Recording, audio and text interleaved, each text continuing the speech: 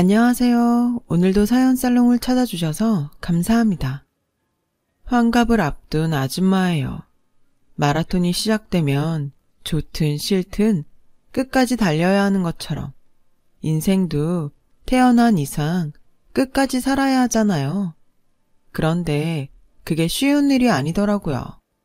이제는 살아갈 날보다 살아온 날이 많은 저는 요즘 들어 내가 인생을 제대로 살았나 되짚어 보게 됩니다. 돌이켜 생각해보면 제 인생의 절반은 아들을 위해 살았던 것 같아요. 아들은 내게 있어 존재의 이유이자 내 인생 전부였거든요. 제 결혼 생활은 순탄치 않았어요. 정확히는 동거라고 해야겠네요. 남편에게는 가정이 있었거든요. 그 사실을 몰랐던 저는 혼인신고도 하기 전에 아들을 낳았고 얼마 뒤 집으로 찾아온 남편의 본처를 통해 뒤늦게 남편이 가정이 있는 남자라는 사실을 알게 됐어요. 그저 평범한 가정에서 필부필부로 살아가고자 했던 제 꿈이 산산조각이 나는 순간이었죠. 본처 앞에서 저는 그저 파렴치한 내연녀일 뿐이었으니까요. 몰랐다는 뻔한 거짓말은 집어치워. 너처럼 부모도 없고 가진 것도 없는 년을 내 남편이 왜 만나겠어. 네가 돈 보고 덤벼든 게 뻔하지. 애는 내가 키워줄 테니 넌 떠나. 애를 데려가겠다는 말을 들은 순간 결심했어요. 내 아이와 함께 당장 이곳에서 도망쳐야겠다고요. 그래서 3, 7일도 안 된 아이를 안고 그 길로 도망쳐 나왔어요. 저에겐 이럴 때 힘이 되어줄 친정도 없고 나와 내 아이를 받아줄 곳은 세상 어디에도 없었어요. 그래서 무작정 밤기차를 타고 서울에서 가장 먼 곳으로 떠났죠. 그렇게 도착한 곳이 부산이었어요. 나무를 숨기려거든 숲으로 가라는 말처럼 사람들로 북적이는 대도시로 가야 들키지 않을 것 같았거든요.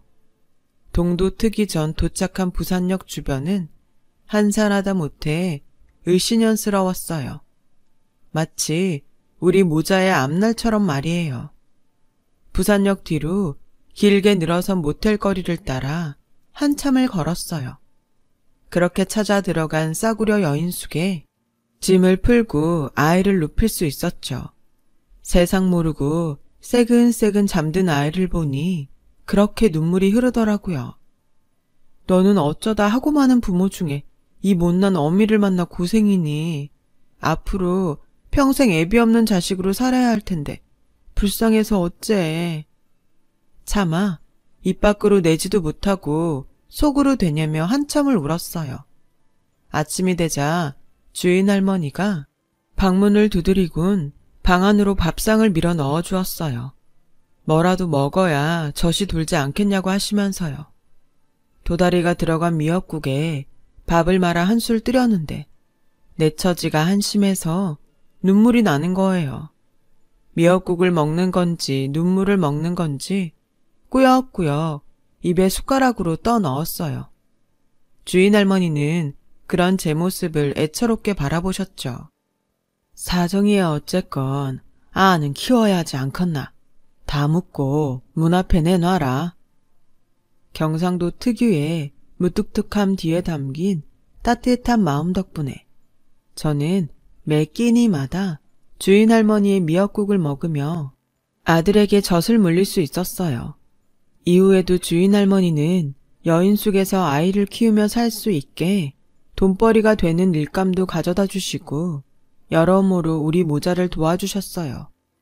할머니는 사고로 일찍 세상을 떠난 아들 내외가 남긴 어린 손자와 함께 살고 계셨는데 아이는 엄마 정이 그리워서 그런가 저를 곧잘 따랐어요. 제가 아들에게 젖을 물리고 있으면 방에 들어와 한참을 바라보곤 했죠. 어린아이의 눈빛이 어찌나 쓸쓸해 보이던지 제 마음이 다 뭉클했어요. 그래서 더 정이 갔는지도 모르겠네요. 전 눈이 침침한 할머니를 대신해 아이의 손톱도 깎아주고 바가지를 씌우곤 앞머리를 잘라주곤 했죠. 목욕탕에 갈 때도 데리고 가서 때도 밀어주고 때때로 떡볶이며 김밥도 만들어 먹였어요. 아이는 그런 제게 정이 많이 들었는지 어디를 가든 꼭 졸졸 따라다녔죠. 모르는 사람이 보면 제 아들인 줄 착각할 정도였어요. 그러던 어느 날이었어요. 늦은 밤 주인 할머니가 제 방으로 찾아오셨더라고요. 평소와 달리 한참을 망설이시다가 입술을 달착거리며 어렵게 부탁을 하셨어요. 네? 학부모 상담을 대신 가달라고요? 자식 새끼 먼저 보내고 딱 저거 하나 남았다 아이가. 딴 건 몰라도 어린 것 가심에 못을 박아가 쓰겄나. 네, 부탁 좀 할게. 딱 하루만. 우리 형석이 엄마 노릇 좀 해주소. 국민학교에 입학하고 처음 맞는 학부모 상담에 당신 대신 참석해 엄마 노릇을 해달라는 거였어요.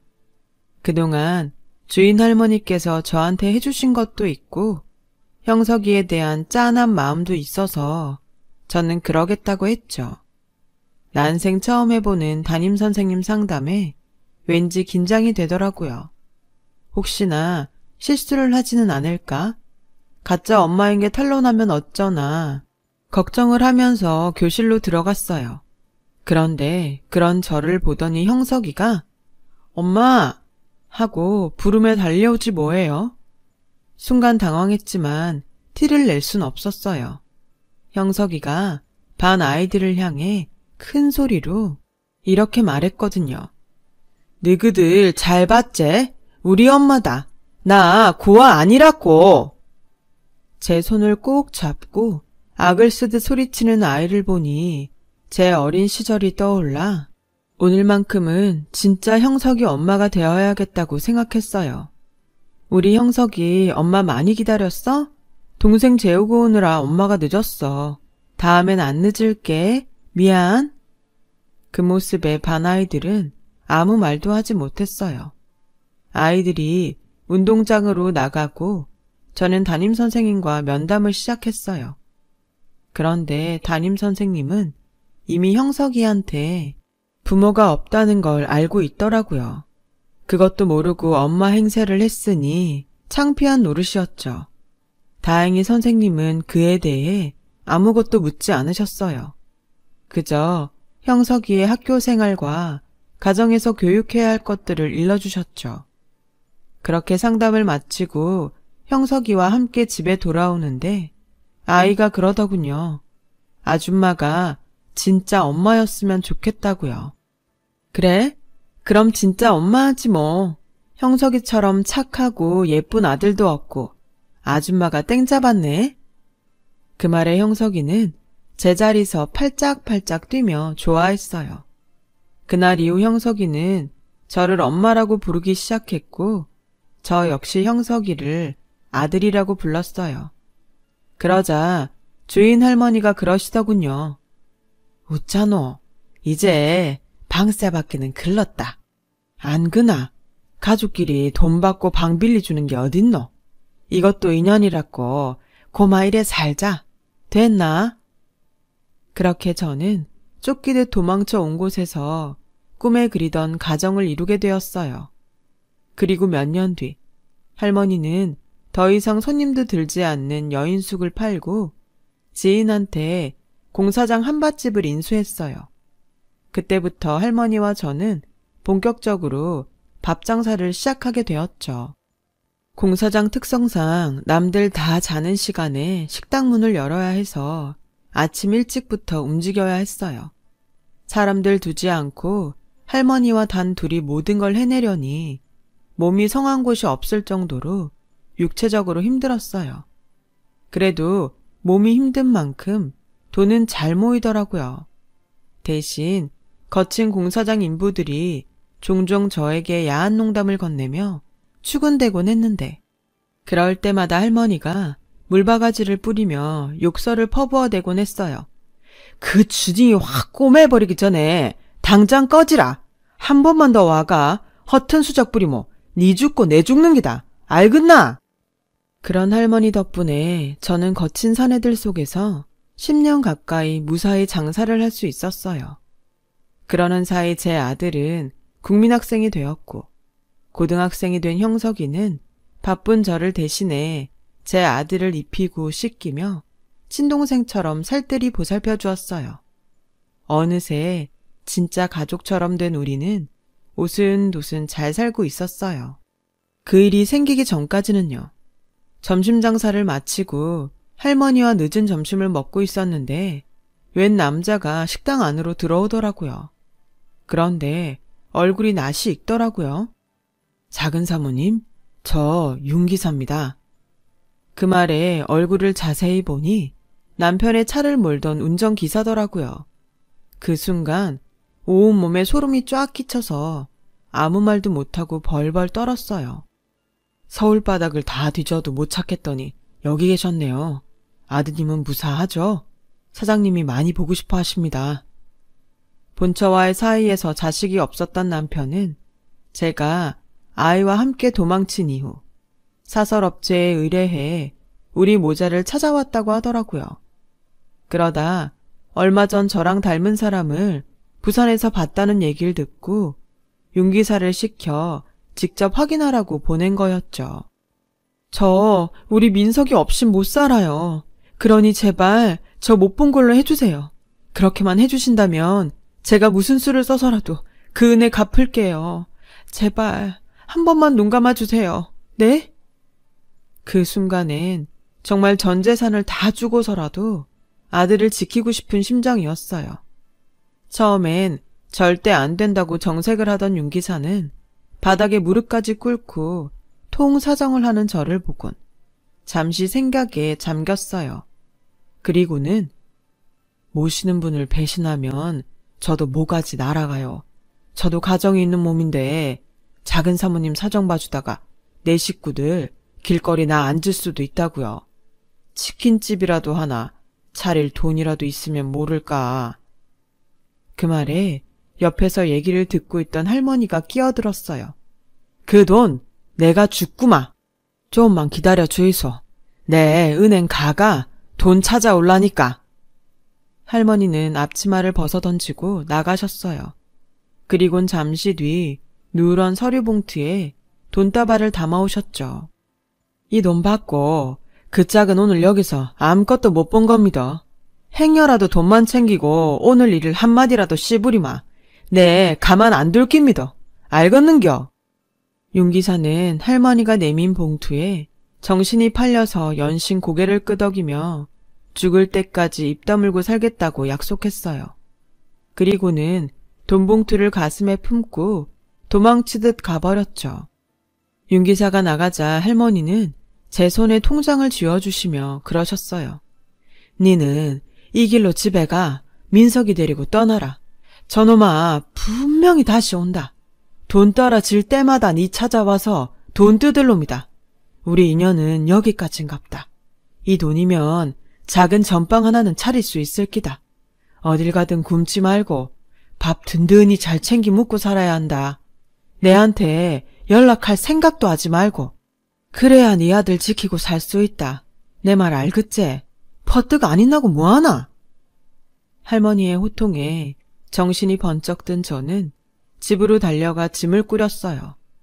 때마침 학교에서 돌아온 형석이가 저를 보곤 눈이 휘둥그레졌죠. 형석아, 엄마가 끝까지 보살펴주지 못해서 미안해. 아프지 말고 할머니랑 잘 살아야 해. 언젠가 꼭 다시 찾아올게. 형석이는 무슨 일이냐며 이렇게는 못 보낸다고 문을 막아섰어요. 저는 그런 형석이를 밀쳐내고 아들과 함께 집을 나왔어요. 우리가 택시를 타고 골목을 빠져나갈 때까지도 형석이는 울먹이며 저를 따라왔죠.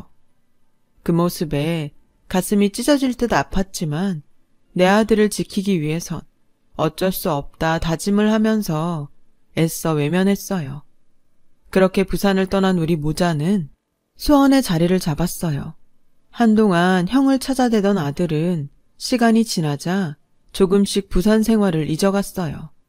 할머니가 주신 돈으로 안채가 딸린 분식집을 차린 저는 아들과 먹고 살기 위해 모든 걸 잊고 살기로 했죠. 가족의 따스함을 모르고 살았을 때는 몰랐지만 이미 경험한 이상 그 허전함은 이루 말할 수가 없더군요. 공사장 인부들 틈바구니에서 오랜 시간 버틸 수 있었던 것도 다 할머니의 그늘 덕분이란 걸 뼈저리게 느낄 수 있었으니까요. 더는 취객으로부터 저를 보호해 줄 사람도 없고 저 대신 아들을 돌봐줄 사람도 없었어요. 그 모든 게 온전히 제 몫이 된 거예요. 기댈 곳 하나 없이 말이죠. 그래서 정신없이 살다 보니 어느새 아들은 훌쩍 자라 고등학생이 됐어요. 자식도 자라면 남이라더니 머리가 큰 아들은 밖으로만 돌았어요.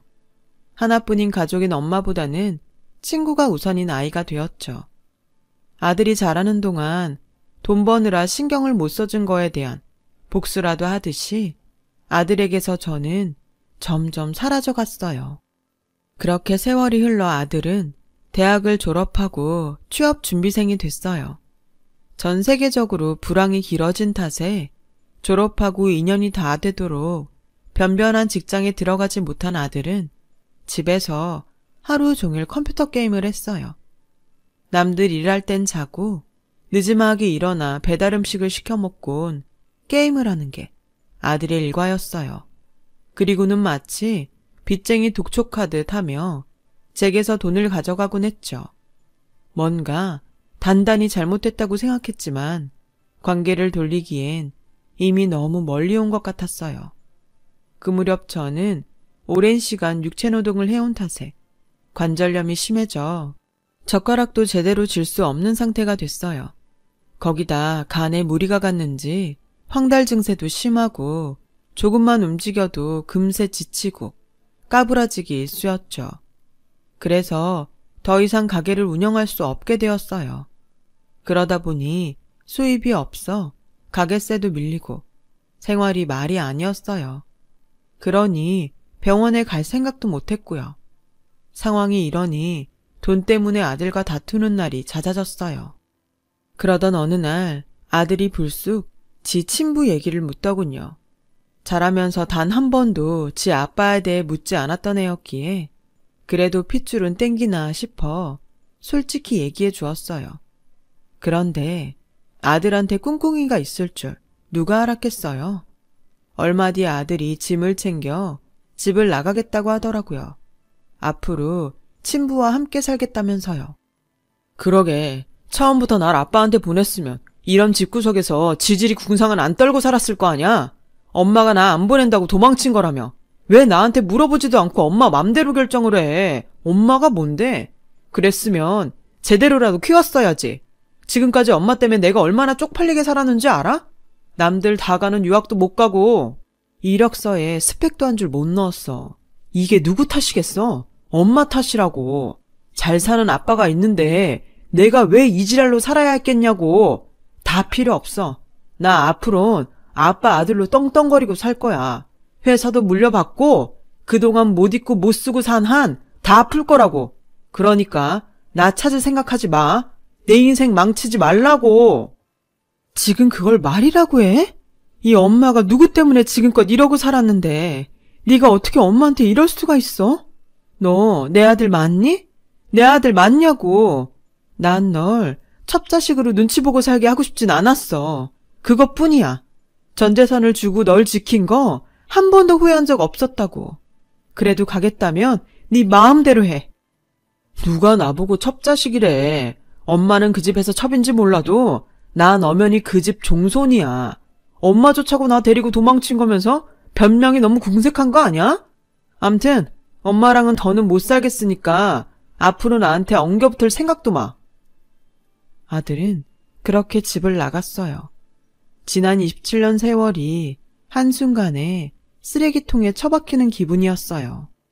더 살 이유도 없고 살고 싶은 마음도 없었어요.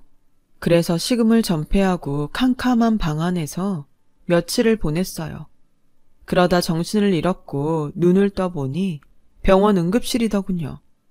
가게 주인이 월세가 밀렸다고 찾아왔다가 안채에 쓰러져 있는 저를 발견하곤 119에 신고를 했다더군요. 솔직한 심정으로 차라리 죽게 놔두지. 뭐하러 고생을 했나 싶었어요. 그런데 그 순간 정말 기적 같은 일이 일어났지 뭐예요.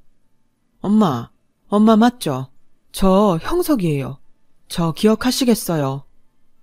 하얀 의사가운을 입은 선생이 저를 보고는 그러지 뭐예요. 자세히 보니 부산에서 함께 살았던 형석이가 분명했어요. 형석이는 제 손을 덥석 잡고는 제게 안겨 한참을 울었어요. 그동안 저희 모자를 애타게 찾았다며 왜 몸이 이 지경이 되도록 뒀냐며 서럽게 울더라고요. 간이고 신장이고 제대로 기능하는 게 하나도 없을 정도로 망가져 있다면서요. 민석이는요? 엄마가 상태 이런 거 민석이 그놈도 알아요. 뭐 한다고 엄마를 이러고 뒀대요. 친자식보다 더 걱정해주는 형석이를 보니 내가 인생을 헛살았다 싶더군요. 그래, 있었던 일들을 다 얘기했더니 주먹을 불끈 쥐곤 한숨만 푹푹 쉬더군요. 그리고는 엄마, 일단 병부터 치료해야 안 합니까? 입원부터 하시고 해. 앞으론 지랑 같이 사입시다. 네, 이래봬도 의사 아닙니까? 집도 있고 차도 있고 다 있습니다. 딱 하나, 엄마만 없다 아닙니까? 그러니까네, 앞으론 지랑 사는 깁니다.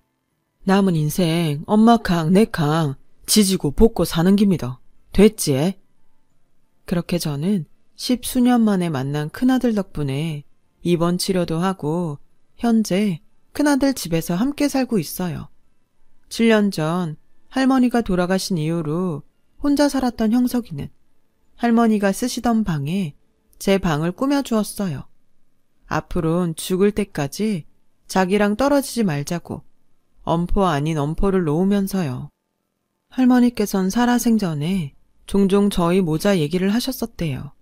형석이도 할머니도 제가 그랬듯 저를 그리워하다가 같이 있던 흔적이 많았던 한밭집을 그만두시고 다른 곳으로 옮긴 게 지금 이 집이라더군요.